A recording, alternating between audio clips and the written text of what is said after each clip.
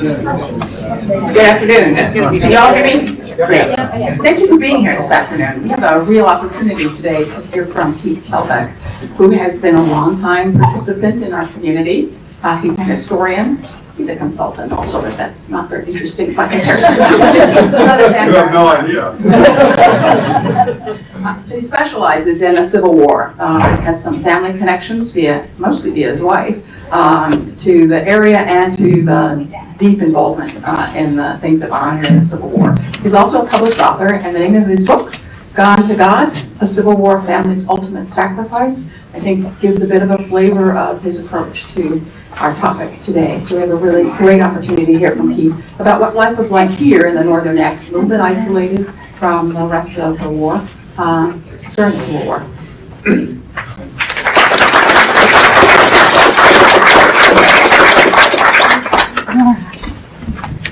I have to start my stopwatch so my wife doesn't jump up in the back and say you're going over. Appreciate you all being here today, and welcome. Thanks to the library and the committee for having me here. Appreciate that very much. See a lot of familiar faces, which is always good. And hopefully we'll learn a little bit together. I even see some of our classmates from the Rappahannock Community College, which I taught a class in this last fall, and we'll be doing so again in the spring. So it's good to see some repeat customers, so to speak. First thing I'd like to do, I guess, is to talk a little bit about my bona fides. And I had to laugh a little bit because the picture in the rap record this week had my New York Yankees cap on, which I wasn't sure how that would play down here. I guess it was a little play on, Civil War Yankees, et cetera, et cetera. I actually was born on the south side of Indianapolis, as my mother always says. And in the 60s, when I was about 10 years old, our family took a trip to Washington, D.C., and then a side bus trip to Gettysburg. And my great aunt Elva gave me a Bruce Catton book, which I read all the way out there and all the way back, and I was hooked. And yes, when I came back, I even had Civil War toy soldiers. And I thought I'd point this out. I have to tell you that at the time I was so excited to get these 150 Civil War soldiers for only $1.49. And it included, if you can make it out there on the right, among other things, 6 Gatling gun machine guns. Well, they weren't really in the Civil War, but that's okay. And I thought it was interesting because these soldiers, which by the way were these cheesy little flat, plastic soldiers, they weren't very exciting once I got them. But they were made in New York, bought them in Indiana, and here in the picture, of course, are the charging Confederates with the battle flag of the Army of Northern Virginia. So it tells me a little bit about the lingering power, I guess, of the lost cause and how we look at the Civil War. So anyway, I went through all that. I was a history major in college. As Pat said, I was very fortunate to know a lot of historians and found this area in particular of great interest. I also married well. My wife's in the back there, Allie Webb. Her family goes back on her mother's side to the 1600s down here. So we're still come-years, but we have a little bit of a connection. And I was fortunate her mother passed along to me from my book, which I see a few in the audience. Thank you very much for having it. This book was written large measure with original source documents that Allie's mother passed along to me, and involved the Tolles family, who many of you know. There may be some Tolleses here. The Tolles family, John and Sophronia Tolles, actually lived up around Manassas at the start of the Civil War, and they, discretion being the better part of valor, decided that they would relocate, which was smart because there were 3 or 4 major battles right there, and they ended up down here living with cousins at Greenvale. Some of you may know where Greenvale is. And They were here with their younger children. Their 3 older boys fought and died in the war. You'll learn a little bit more about them later in the presentation. I really don't have to explain to this group what the Northern Neck is, but a lot of the places that you see on the map are still places that we know well today. I will read briefly a little jingle though about the Northern Neck, which I found kind of interesting. It's a poem by James Allen, and I'll just read the first segment of it. Between the yellow Rappahannock and the broad Potomac blue, there's a lovely bit of country down in old Virginia true. Just a narrow strip of inland. On the map, it's scarce a speck, but it's home to everybody in the good old Northern Neck. It goes on for other stanzas, but I won't do that today. But I do want to talk a little bit about what life was like in the Northern Neck during the Civil War. As we all understand, I think, it was very isolated back then. We didn't have the Norris Bridge. To get here, you either had to come by boat or go the long way around. And when the war started, the area had exceptional riches, but they would supply raw material and then they would bring manufactured goods and things like that in. So when it was isolated even further, as we'll talk about in a minute, by the blockade, it really caused some problems. There was one in the Stronghold, which some of you may be aware of, Miriam Haney's wonderful book. There's a story about the resourceful women of the Neck invented substitutes for lost luxuries. Tea was brewed from sassafras, wheat, sage, or mullein. Coffee was concocted from sweet potatoes and other things. Sorghum and honey served for sugar. They got out the discarded spinning wheels and looms and revived those skills. They carded, spun, and wove the wool from their sheep. And thorns were used for pins, and seeds such as persimmon had holes bored in them and were used for buttons. So there were a lot of workarounds that the people here in the Northern Neck did during the Civil War. And in spite of these ingenious approaches, this area was pretty destitute by 1862 after the war started. I think it's also useful as we talk about the Northern Neck during the Civil War to sort of understand the population here. And one thing that my wife and I were actually a little surprised at was that during the Civil War, the population was about 60% enslaved people in this area. So that's Lancaster County, for example, had like 5,100 people and 2,900 of them were enslaved. So that gives you an idea of how the composition of the population was. And I also want to acknowledge a lot of great scholarship that's occurring about the enslaved population. I know Lois Williams is here. She did a great book about 2 centuries of slavery in Lancaster. I think you gave a presentation at the Historical Society a year or two ago. And I think it's worthwhile. In fact, let's see, there's your book. Thank you. You're very welcome. I always like to help fellow authors, you know.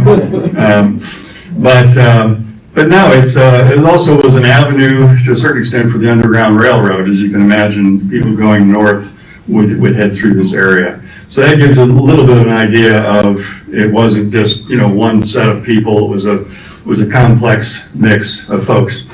We talked about being isolated. At the beginning of the Civil War, excuse me a second. Yeah. At the beginning of the Civil War, Winfield Scott, who was the commander-in-chief of the Union forces, he also had the nickname Old Fuss and Feathers. He was a hero of the Mexican War. He came up with what he called his Anaconda Plan, and the idea was to barricade and blockade the South, particularly by sea on the East Coast. And you see it's sort of like a conceptualization of the anaconda reaching around. And in order to do this plan, they had to come up with enough naval strength to actually execute it. And the biggest result of that was what we call the Potomac Flotilla. And I'll read a little bit about the formation of that. At the New York Navy Yard, steamers were being converted into gunboats, being readied for Chesapeake service. A pair of 32-pounders cannon, now jutted from the side-wheeler Thomas Freeborn, while Reliance and Resolute, small swift-screw steamers, got a 24-pound howitzer apiece. The three boats were at the heart of a plan conceived by Commander James H. Ward at the war's outbreak, who had foreseen the importance of a well-patrolled water access to the capital, and also to interrupt any communications, to do the blockade. It had a big impact on the Northern Neck. Eventually, the Potomac Flotilla became many, many more boats. This is an image of them bombarding, I think, an Aquia Creek or someplace north of here. And then this is a typical steamboat warboat from the Potomac Flotilla. This one's called the USS Jacob Bell, and it'll come to play later in the presentation as well, so remember that name. But you sort of see the type of boat that would have been involved in this operation. And they would offload Marines, they would fire cannons, they would do a variety of harassments, and always looking for smugglers, which is something that became quite important. One person said that the smugglers had become sort of a cottage industry, so to speak, and knowing about them was one thing, catching them was another. The smuggler's vessel, one smuggler's vessel was described as the individual had a large canoe capable of carrying 50 or more persons. She had a wide bottom, dark gunwales, 2 legs of mutton sails, foresail bright and new, mainsail not more than half as large as the fore, mildewed and old.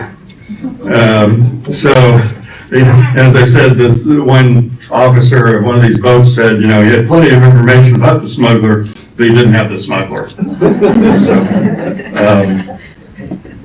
for those of you that know Fleets Island and in Windmill Point there, in fact, my wife and I live there. You can see in the middle there was a little canal that's still there. And during the war, when the Potomac Flotilla would come around, the smugglers would duck there and cut across the island and or hide. So there's still vestiges of things like this that are apparent if you know where to look. All right. We're going to talk a little bit about the activities that happened here in the Northern Neck. And there really were 2 types of activities. The naval blockade and incursions that I was just talking about, and also cavalry, essentially cavalry incursions. And those we have quite a bit of information on, although there weren't that many. I think I'm going to talk about 3 or 4 of them just very, very briefly due to the time constraints today. But first of all, the gunboats, as I said, the federal gunboats shelled homes and landed soldiers, as one person said, carried off everything they could find. Many are the tales that lingered on in the neck about the geese that were struck down by swords, the bowls of milk that were lifted to mouths and gulped down, the firkins of butter that were carried away by soldiers who thrust their arms elbow deep in the butter and carried it off that way, the cattle that were slaughtered before hungry eyes of the natives, the churches that were profane, the list could go on and on. Obviously, there were some strong feelings about those type of incursions. One other item about the bombardment by the boats, during a bombardment of Urbana by Yankee gunboats, the legend is the Yankees bombarded the town for several hours and were only able to kill an old hare. So I don't know, their aim must have been a little off, I guess. Let's see what else we got. This map shows a little bit of the cavalry raids that came, and I'll just talk very briefly about these. The 8th Illinois was down here. It's a Union cavalry unit that was sort of known for its ferocity, I guess is the best way to put it.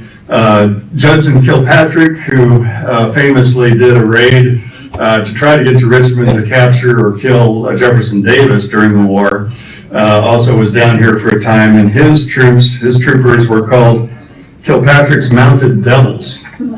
And they, for example, were in Saluda looking for the county records, and the townsfolk there buried the county records in a cemetery somewhere, and they still haven't found them to this day, I don't think. That's what happens. Interestingly enough, on one of these raids, the notation in the official records makes a mention of the capture of 2 horses by Lieutenant G.A. Custer, George Armstrong Custer, who was in the Michigan cavalry at the time. And it says he was an aide-de-camp who accompanied the expedition. So we had General Custer down here at one point. Another interesting bit from the official records was a record that was put together by a Michigan officer, Union officer, and he was bemoaning some of the excesses that I was just talking about in terms of dealing with the local population. And he said, everywhere I found the majority of the people bitterly opposed the government, which they charged with sending among them cavalry to rob and plunder them. He says, these men, pretending to be representatives of our government and to act under and by the virtue of its orders, have stripped helpless women and children of their last horse, and in many instances of their last article of food, and have grossly insulted them for complaining. So the interesting thing about this was, he put this in the official records saying, hey, some of our people are going too far on this. Kind of an interesting thing. Probably the largest incursion into the neck was headed up by Colonel Alonzo Draper. He was a Vermonter, and he came down here at first with a force of about 300 cavalrymen, including his command. He was the commander of the 36th U.S. Colored Infantry. Now, by this point in time, African American troops were in the U.S. Army, and the irony here was that it's speculated that some of this group had been originally enslaved in the Northern Neck and then had been freed or whatever and gone into the Army, and there they were coming back in a different capacity, which is kind of interesting. Draper had such a success on his first trip down this way that he decided he wanted to come again, so he had a larger group of about 475 men plus some cavalry. Came down, he marched from Warsaw to Union Wharf, where he was essentially confronted by what we call the Home Guard. This is a motley-looking group of fellows here, but if you can imagine, during the war, the people that were still here were either young or older men. Some people have been injured. A few were on furlough, but not very many. And then occasionally they were supplemented by cavalry or whatever from the Confederate Army that would come down and work with them to try to fend off some of these attacks. And but you get a little bit of an idea of sort of the clothing and the look. They ironically had 2 points of gathering, one of which was St. Mary Whitechapel, which I think you all know, and which, by the way, Reverend Tolles, who was refugee down here, was the temporary rector of St. Mary's Whitechapel during the war.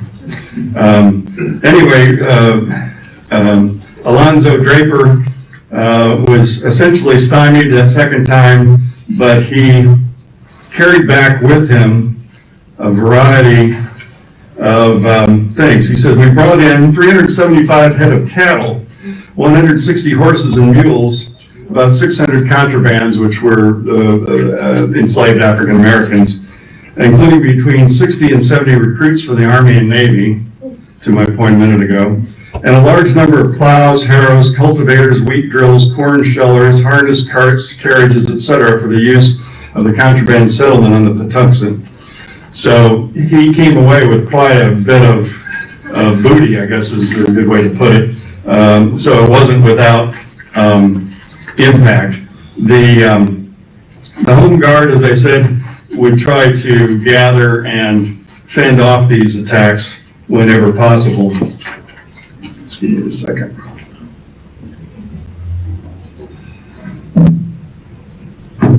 I'll check my time here.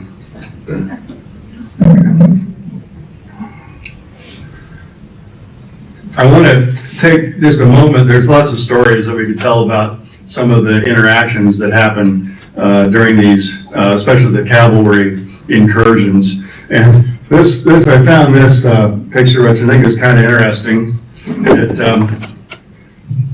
shows the Union person getting the hog away there. You've got the concerned, enslaved woman at the doorstep there. You got the gunboats off here. So these probably were Marines that came off of the gunboat that are reflected in that picture.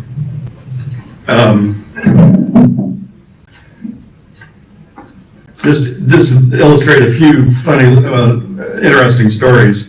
There was one place where, in Middlesex, where they thought that the Yankee gunboats were going to offload some people and come their way.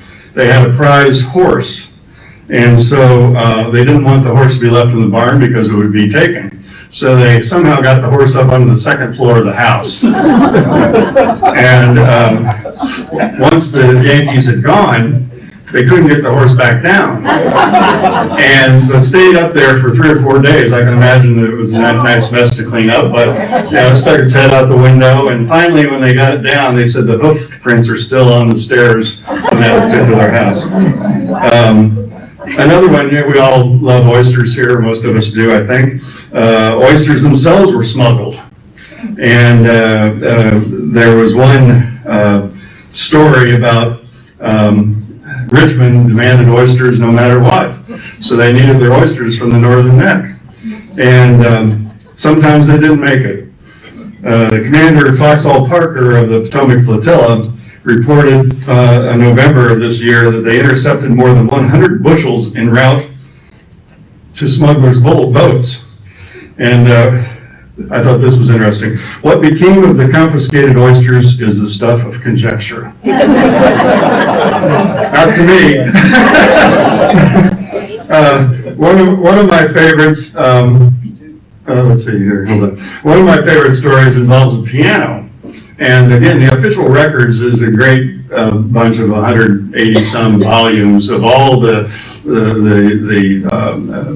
communications back and forth during the war. And there's all sorts of stuff in there. It's really worth looking at if you have the inclination.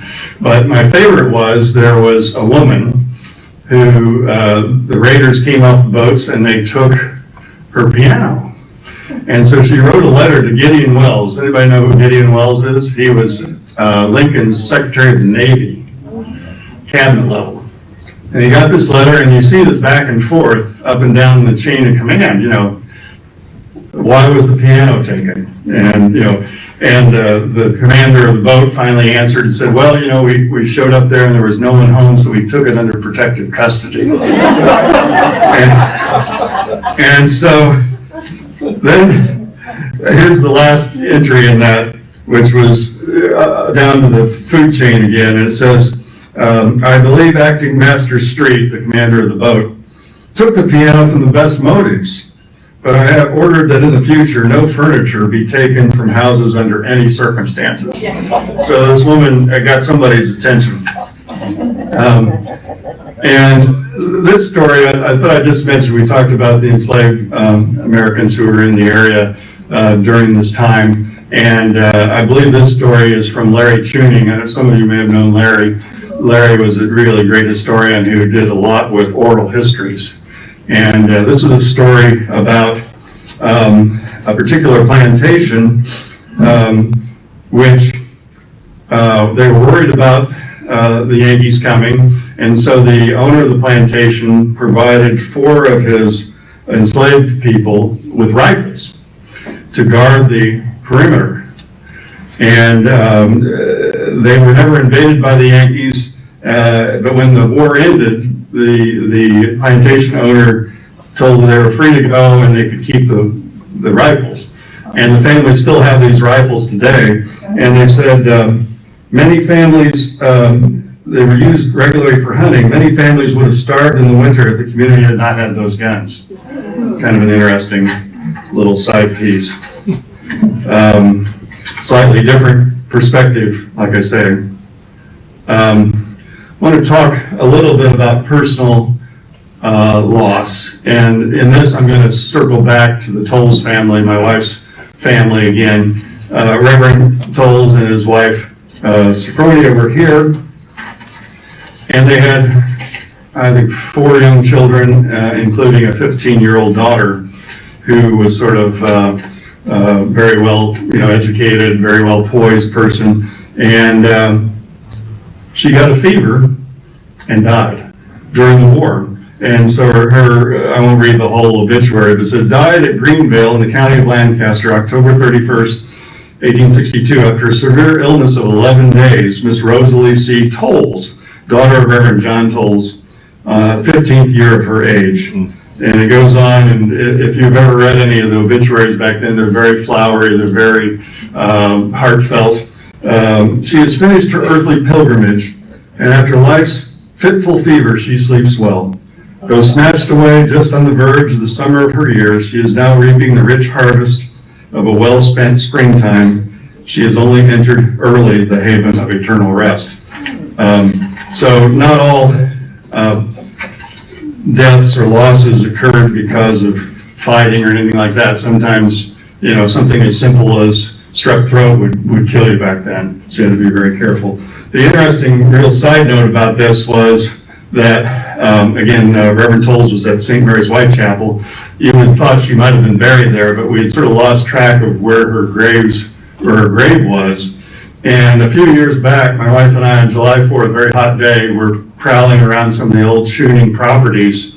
And lo and behold, there was this graveyard, family graveyard that's still there. And the fence, the wrought iron fence, had these spikes on it and everything. The gate was rusted shut. I somehow clambered over this. Allie was waiting in the car because she said, people will shoot you for wandering around their property.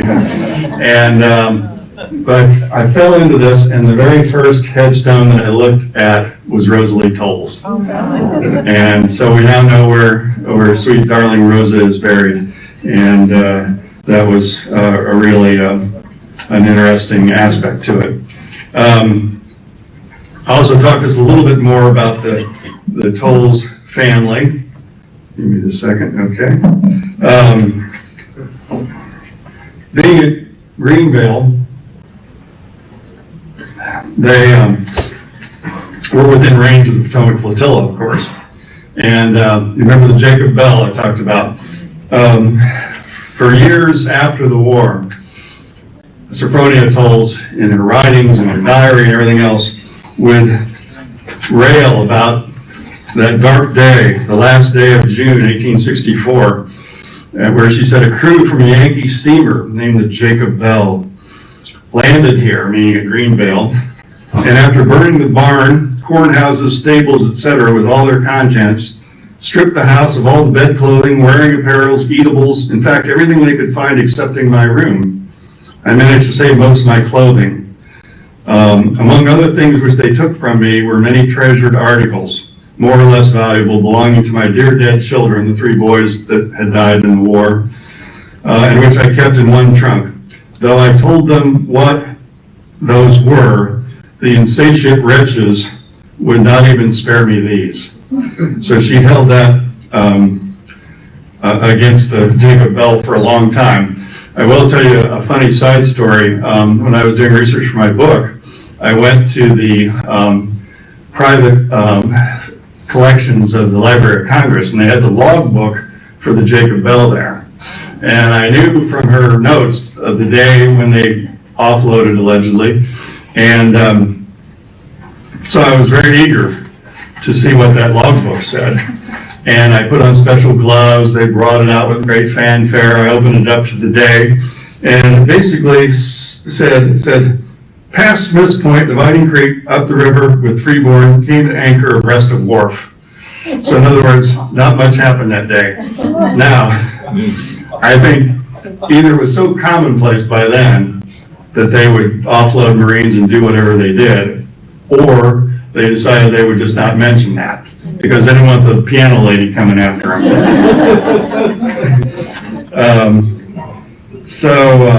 The other interesting thing about Sophronia was that she was a Tolles through and through. She was very animated and determined woman. One of the Tolles ladies in the War of 1812 apparently threw the keys to Tolles Point into the river rather than let the British take the house.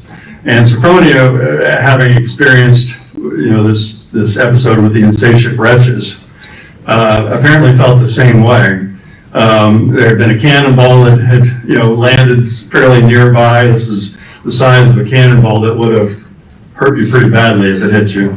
And then what she did, she was outraged by the destruction of her personal effects and property, and she'd also just heard about the death of her last soldier boy, as she called him. And she defied the Yankees by singing the Bonnie Blue Flag. Now, most of you are familiar with the flag on the left. It's a Confederate battle flag, although in reality and history it was square, not rectangular. And to the right is the Bonnie Blue Flag. And some of you may have heard the song about the Bonnie Blue Flag. It's we are a band of brothers and native to the soil, fighting for our liberty with treasure, blood, and toil. Hurrah for the Bonnie Blue Flag that bears a single star. It has its own history in the Confederate iconography and whatever, but so she was being very defiant, even as they're burning the outbuildings at Greenvale, which is kind of amazing. Now, as we close in on the rest of the war, the important thing I think to remember is that once the war was over, the Tolles family who were refugees down here, they could go back up north to their home in Prince William County. They didn't find much there because the war had some significant battles there, so there wasn't much to go back to. They ended up eventually, he took a call up into Accokeek and was a Episcopal rector there for a number of years, and that's where they're buried. Their other children grew up, and one moved to Texas, whatever, but like a lot of refugees, they would have gone back home if they could. The interesting thing, one story about Reverend Tolles, once he went back, and here was a man who'd lost 3 boys in service of the Confederate Army. He wanted to start a Sunday school for freed black children. And we know this because it was in the Episcopal Diocesan Newsletter, the Southern Churchman, which I ferreted out years ago. And he was warned not to do that. But he did it anyway, and the next day the place was burned. And so that's when he decided we're going to go further north and went to Accokeek after that. But it's just kind of an interesting take on, the mindset of a person who, during the war, among other things, he established a salt works down over by Dividing Creek down here, and the salt would be used locally, but also would probably be provided for the Confederate Army.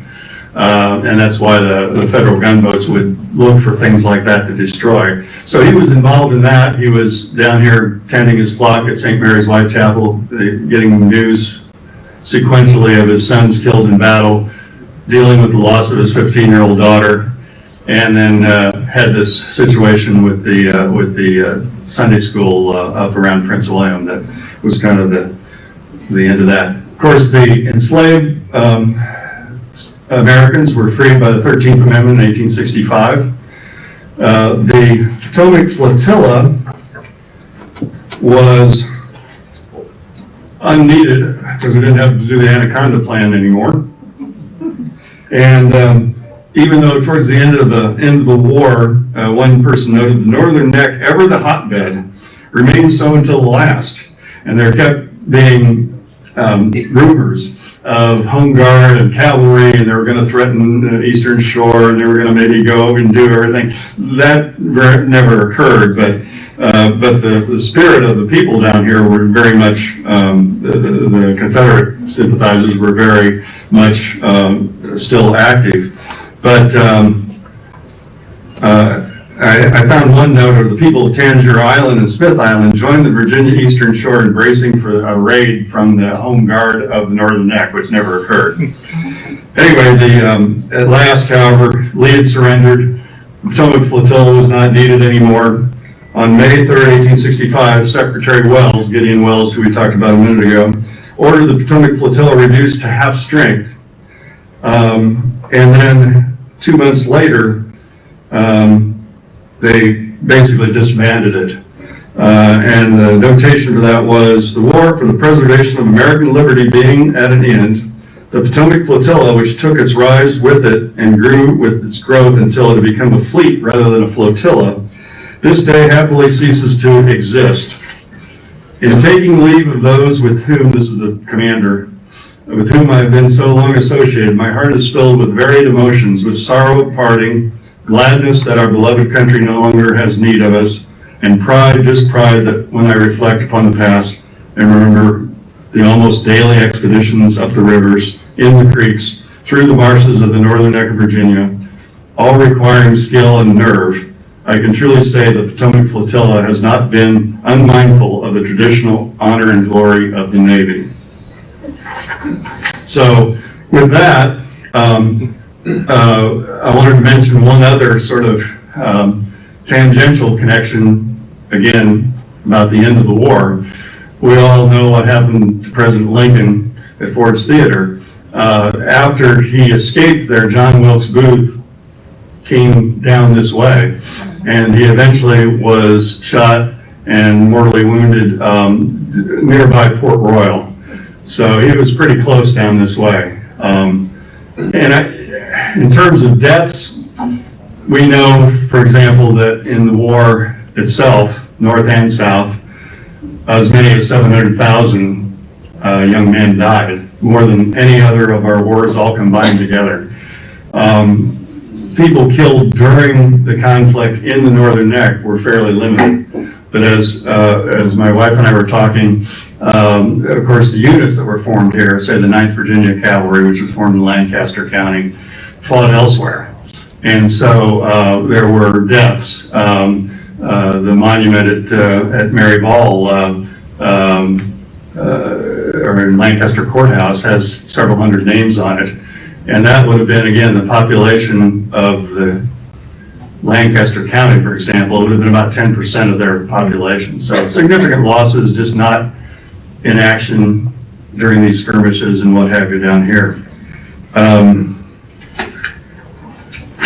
Bear with me here just a second.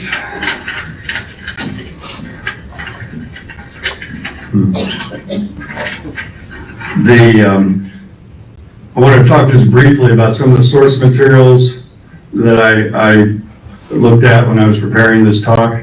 And some of these I've mentioned already, Miriam Haney's Stronghold, there's Larry Chuning's book. Chesapeake Bay in the Civil War by Eric Mills was interesting. I bought that when all of you knew the Whitestone Pharmacy for years. They had a book section in there, and I found that book years ago in the Whitestone Pharmacy, and then bumped into the author and told him that story. He just laughed. He thought that was really great.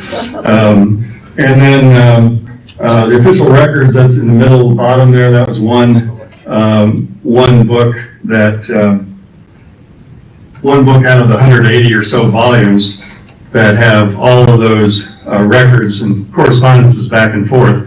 The interesting thing about that, again, my wife, long suffering, I collected these. I finally got the last of the 186 volumes or whatever, and she pointed out that you could actually get it on a CD now. So if anybody would like a big, I mean, maybe Mary Ball needs another donation of books or something. And then the Trexler book on the bottom left is also kind of an interesting book because it talks about the war generally superimposed with different stories about the neck. So it was kind of interesting to me because they talk about Gettysburg and then they'd say what was going on down here about that time. So it was very useful as well. And then, and like I said, my book, which was based on letters from the Tolles family. I always say, all in all, the Northern Neck in the Civil War doesn't have the cachet of Gettysburg or Appomattox, but what it does have is our stories of ordinary people, striving to live their lives under the cloud of an internecine war that both seem local but also much bigger than that. And as Larry Chewning noted once, he said locals demonstrated fear but also courage, defiance, and ingenuity under extremely difficult circumstances. And in this, the Northern Neck shared common experience with individuals north and south, where the hard hand of war impacted them. As William Tecumseh Sherman famously said, war is hell, no matter where it happens. And I think the folks of the Northern Neck endured it in many different ways, with different experiences, but they endured and they survived, and here we are today. So I encourage you all to remain interested and curious about history, especially local history, to the extent that you can find letters and diaries. That's the best type of source material because it's immediate and it's personal, and those type of letters are still turning up in homes and in libraries and in manuscript depositories throughout the country. So I encourage you to stay interested, and in any case, thank you very much.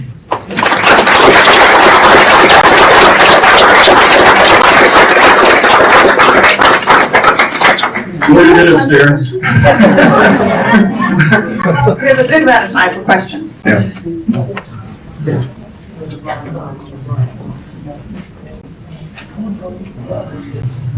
Thanks very much. That was fascinating. Can you tell us about the pro-union sentiment among the white population here in the Neck? There was certainly some. A story that I don't think I told, let me see if I can find it real quickly, was about a woman, I think in Deltaville, whose son was fighting for the Union. And when one of these cavalry raids came through, they took her cow. And let's see here, hold on just a second, bear with me.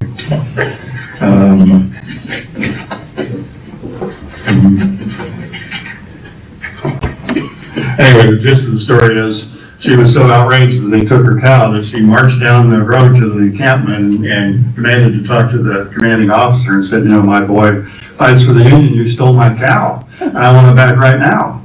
And the guy was so astounded by that he gave her a cow back plus several hens. So I think you're correct in that. I mean, that's just one example, but I think there were pockets, as there were almost everywhere throughout the South Tennessee, had a big Union sentiment. Prince William County, I did research on the Tolles family up there, and there was a farm that was known as the Yankee, the Old Yankee, even though he lived, in the Confederate territory. And he was actually tried by the Confederates for being a Yankee sympathizer, which I didn't see too much of. Down here, other than the cow story, I don't know a lot of stories like that, but I'm sure it happened because Virginia, prior to the war, was not initially in favor of secession very much. It's when Lincoln ordered troops to suppress the further southern states that they decided to secede as well. So you would have had pockets, even here, of folks who were supportive of the Union, absolutely. Other questions? Yes, ma'am. Was there any indication in your readings that there were personal attacks on civilians down here by the North? Anecdotally, we don't know, I don't know of any deaths that occurred, for example, but there were a number of sort of descriptions of, people being, having their clothes stripped off and things like that. And I have a feeling that, as the one Michigan fellow said, some of these Marines and some of these cavalry people were maybe overly enthusiastic in their job to punish the secessionists as they viewed the white population down here. So I'm sure that there were a number of, given the level of sort of outrage that you see in a lot of the source materials and letters of the time, I'm sure that it was not pleasant. But I don't know in particular of any, anybody dying per se from something like that, but that doesn't mean that didn't happen as well. So, good question. Yes, ma'am. I had some, I didn't say no. My family has letters that was written back and forth to each other during the Civil War. They kept, the reason he kept his is because he treasured them. They were in greatly deeply in love, and he treasured them. Most of the time, they were burned to start the campfires and what have you. So you don't get but one side of the story. Right. We got to see both sides. Wow. And they are absolutely marvelous. And we have the rituals. Can I adopt you? I mean, right there in Irvington, and a private home in our states. Did everybody hear that? They've got some original letters back And and there's a forth. book in the library downstairs that was written by my aunt. Great. It's copies of the letters, Of some of the letters. some of the Yeah. letters that are downstairs. Also, I want to say about my great-grandmother. She had 6 children, and her husband was at war. He was a cavalryman. He was wounded in Gettysburg, and he come home. And she wouldn't let the children see the daddy because he was lousy. Oh, because of louses. Yeah, Yes. and she cleaned him up and what have you. Well, he died from the results of it. Mm. And 9 months later, she had herself another son. She raised those children all by herself on her 100 acres of land. Wow. She raised her children. Wow. They're all in the letters. That, it's extraordinary. She was mentioning the fact that the soldier came home was lousy. I mean, then we say that lousy so-and-so has to do with louses, lice. Louses, lice. And I think that was much more common. We have no idea how awful it must have, been in some of these camps. They're marching all the time. The heat, everything is probably unimaginable. But that's quite a story. And also to have both sides of the letters is extremely unusual, because if you'd send a letter home, I mean, the post office was about as efficient as it is today, I guess. You would never be guaranteed that you were going to get. Told her Yeah. which section of the land was corn, where to put the wheat, who to get it from, and who you couldn't trust, and who you could trust. So he gave her everything she needed to raise the family, which, again, 700,000 deaths. Imagine how impactful that had to have been on our country, north and south. So, What's the name of the book that her aunt wrote that's in the library? What's it called? Cockle letters, Cockle family letters. Cockle? Cockle. Cockrell Family Letters. And it's by, Pauline Franklin, and Pauline Franklin. And, I don't know who the other, I don't know. And the bean. But it'd be under that. It's called the Cockle family. It's a little small, white book. You never know what you're going to find, and there's also some great resources around here. Mary Ball, of course, Historical Society has great archives. Allie and I recently spent some time in the Library of Virginia in Richmond, and they have quite a great selection of manuscripts and And if you ever have a day and want to go over there, they've got a lovely little bistro. You can get a sandwich in. You can spend the rest of the day doing what I love, which is looking through, old newspaper clippings and, things like that. But other questions? Okay. No, wait. Too late. How about, the enslaved population here on the northern neck? Is there information about them, whether or not people that stayed, people that left, people that joined the Union Army? Quite a bit of indication that a number of, as they call them, contraband, when they were freed by Union troops, would often go back and then join the U.S. Colored troops in the U.S. Army. We were commenting and puzzled about that a little bit ourselves because, as I mentioned at the start of the presentation, with 60% of the population down here being enslaved, you would think that would be ripe for, uprisings or something like that. And that didn't really happen very much, if at all, down here. There are plenty of stories, and I really didn't relate them as part of my presentation, that strike me as being a little oversimplified, about, an enslaved person being very supportive or, protecting, property and something like that. And to a certain extent that may have happened, but I think more often than anything else, it probably was just a sort of status quo, and don't rock the boat because we don't have that much food down here anyway, and there's nowhere really to go because we're blockaded. And I think to that extent, there wasn't much of that here, despite the population differential. So I think Lois Williams' latest book is on that topic. Yes, I mentioned Lois earlier, and looking forward to delving into that book a little bit more too. And there have been some really great scholarship in recent years. There's a book called The Thin Light of Freedom, which is a fabulous book. New biography of Frederick Douglass, which I highly recommend. And that's a great thing. There have been, since the end of the Civil War, there's been almost one book a day published on that topic. More than any other topic except religion. And so there's still time for me to increase our library here. I had read that there was a slave block in Kilmarnock or near Kilmarnock.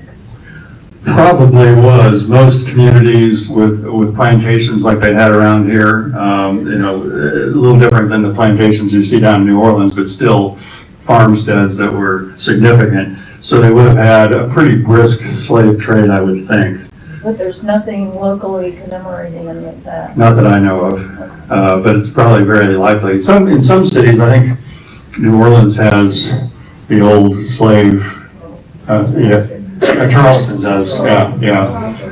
But in most cases, it's something to be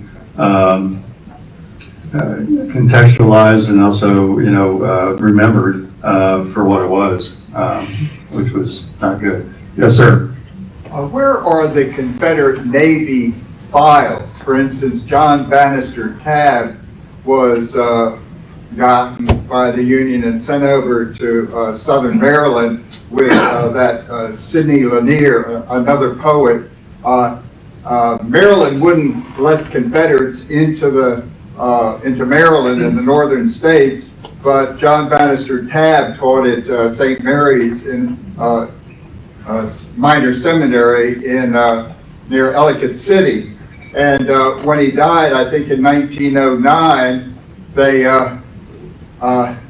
you thought maybe he'll be buried with the Roman priest or the Sulpician priest up in Baltimore. He was buried over at the Confederate cemetery in Richmond. Right. And That was a surprise. Yeah. Well, in terms of the records, Confederate records are a little bit less complete, obviously, than the Union records. The official records, the publication I was talking about, the multi-volume set, they also have a naval component of those official records, and there might be some information in there. I would also, if I were looking, I would probably go to the archives in DC they've got a pretty extensive collection of both Union and Confederate, everything from muster cards to, and of course a lot of this is on, was on microfilm for years. The interesting thing to me is that a pretty significant percentage of the archives, of the U.S. archives, have never been microfilmed. And they're still sitting there, and they're wrapped, believe it or not, in a red,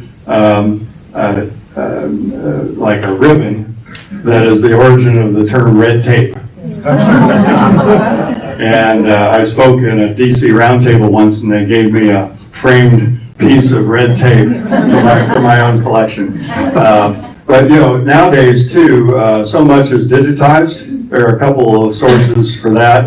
There's a thing called fold3.com, which is part of Ancestry, I believe, now. And you can search a lot of records online that way. And then there's also a thing called The Making of America, which a number of universities started participating in a couple decades ago. And they're digitizing 19th century books of all types.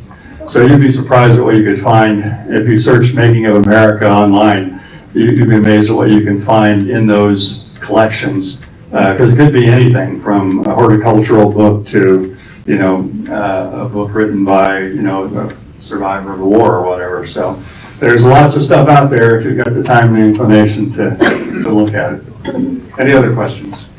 Rick? Oh, sorry. Go ahead. I just wanted to mention that the Nickens family is doing a presentation on the 24th here. They're African American and their ancestors were free blacks.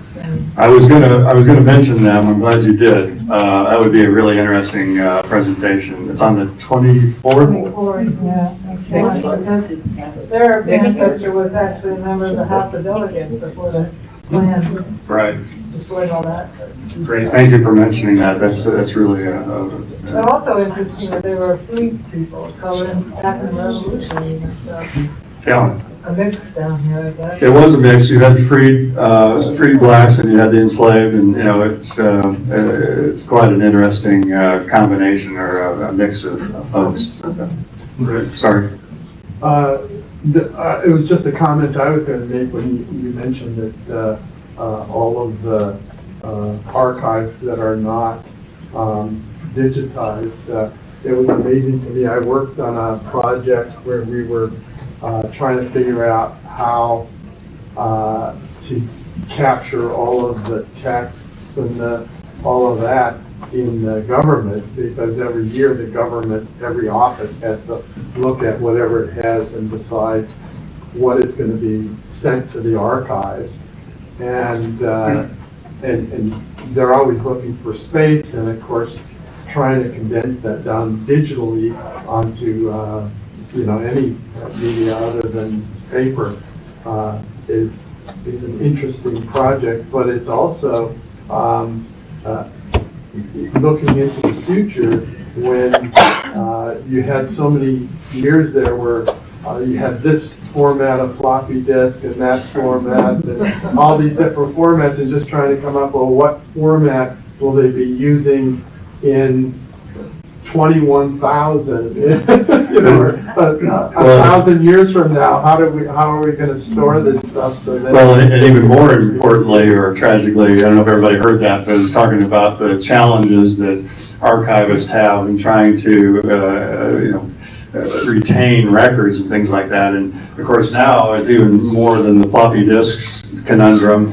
As people don't write letters anymore. You know, we're going to have a collection of texts, you know, at some point, you know, and I pity the historian 50 years from now, I really do, but that's why it's so important, I think, that we try to preserve what we can, especially, you know, as I said, if it's first-person accounts, if it's letters from families, you know, that sort of thing is so important. Don't toss them away like my mother did with my baseball cards years ago.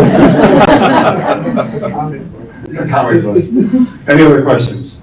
Keith, you mentioned the original records are now on CD, but they're actually online too. Even better. There's two different sites. You can read the Confederate and the So the official records is Yeah. now online as well as having a CD for it. Yeah. So see, I'm even behind on that. Yeah, and in those, this person who asked about, enslaved, some of the, you can find some of the plantation owners writing, asking for monetary compensation for their property that was lost, including enslaved people. Well, until 1860 as well, they also had slave census.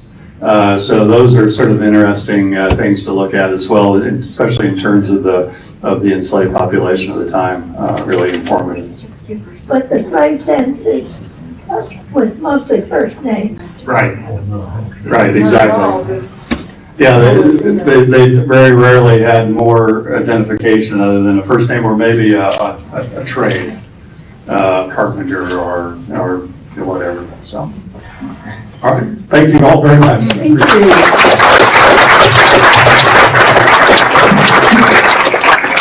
We do have light refreshments. Keith will be around to take more questions if you have them. We do have a survey up front if you wouldn't mind filling it out before you leave, and hope you consider coming next week. We'll have Katie Rose from the Drift will be speaking Sundays and Tuesdays next week. Have a great day. Thank